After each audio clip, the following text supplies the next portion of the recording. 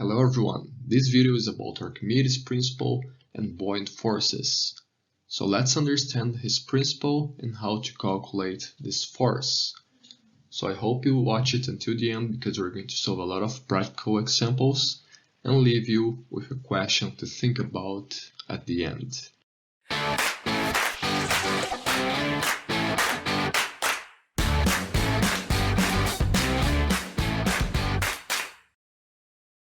Archimedes once said that when a body is immersed fully or partially in a fluid, it experiences an upward force that is equal to the weight of the fluid displaced by it.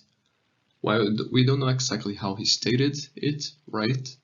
But he made these calculations.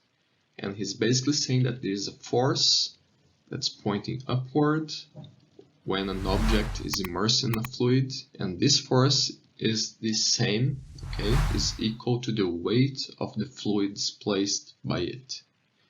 If we take this experiment here and we immerse, okay, this object in this jar of water, it will displace an amount of water, okay? And he's basically saying that this is a force that's pointing upwards here, and that's exactly the same magnitude as the weight of the water that's displaced. We can understand it better like this. We can calculate the pressure due to the weight of a fluid, okay, on the top and on the bottom of this object. So we can calculate the pressure using this formula, which is the height, right? That's the depth of the cylinder, okay, of the top of the cylinder, times the density of the fluid times G times the area of this object here. And the pressure due to the fluid, okay, on the bottom of the object is exactly the same. The only difference is H2, okay? It's deeper in the water, so the pressure is greater. And, well, the buoyant force is exactly the difference between these two forces, okay? The pressure at the bottom and the pressure on top. Archimedes' principle has a lot of applications. One of them is if an object is going to float or to sink in a fluid. Probably you caught yourself wondering why does these small coins, they sink in water, and this very huge cargo ship floats on water, floats above the water, right? So it has to do with the Archimedes principle, right? So for any object that sinks, it means that the weight of the object is greater than the buoyant force. Now for an object that's floating, well, now we have this equilibrium here where the buoyant force is the same as the weight of the fluid it's displaced. But how a ship floats exactly? So let's use this example here. This ship has a length of 300 meters, it's 40 meters wide, and the keel is submerged by 15 meters under the water. So the volume displaced, the volume of water displaced by the ship is 180,000 meters cubic, okay? So the mass of water that's displaced is around 179,406 tons, and that's exactly the mass of the boat plus the load, okay? So we have a buoyant force here that's equivalent to this mass. Now if we increase the load on the ship, we need to increase this volume of water that's displaced, and that's why the boat sinks. Now let's imagine instead of 15, it's 20 meters under the water.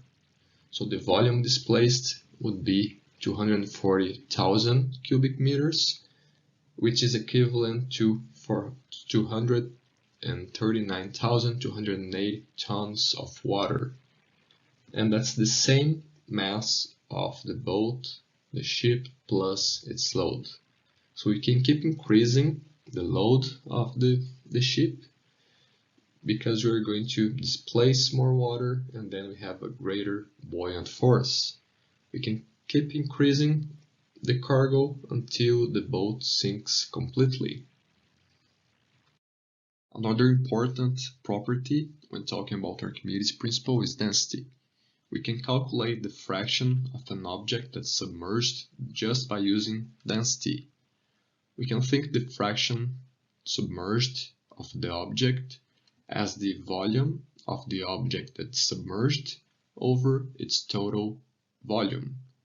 So by Archimedes' principle, this volume here that's submerged is the same volume as the displaced fluid. And we also know that the volume is the mass over the density, right? So we have this for the fluid and for the object. Now also, according to Archimedes' principle, the mass of this object here will be the same as the mass of the fluid that's displaced. Okay, so we can cut out these two masses here, and we end up that the fraction submerged is the density of the object over the density of the fluid. Just as an example, if we consider that the human body density is around 900 kilograms per meters cubic, and the fresh water is 997, and the salt water is 1050 kilograms per meters cubic. For the fresh water, if we submerge under the fresh water with this density here, our body would be 90% submerged. Now for salt water, because it has a higher density, it would only be 86% submerged. Alright, now it's time to put it to practice. Okay, we want to calculate the buoyant force on 10,000 metric tons of solid steel completely submerged in water, and compare this with the steel's weight. Okay, so we can start calculating the volume of water that's displaced.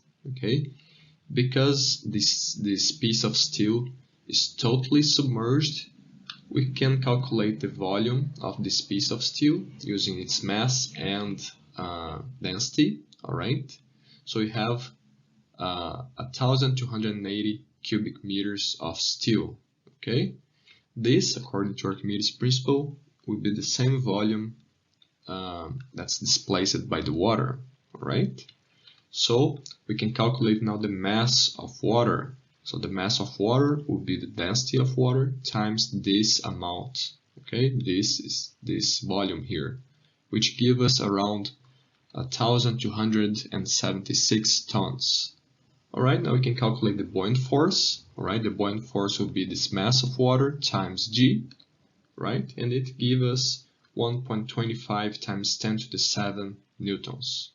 Okay, now we can calculate the the weight of the steel, okay, to compare. So the weight of the steel will be its mass times G, and it's 9.81 times 10 to the 7 newtons.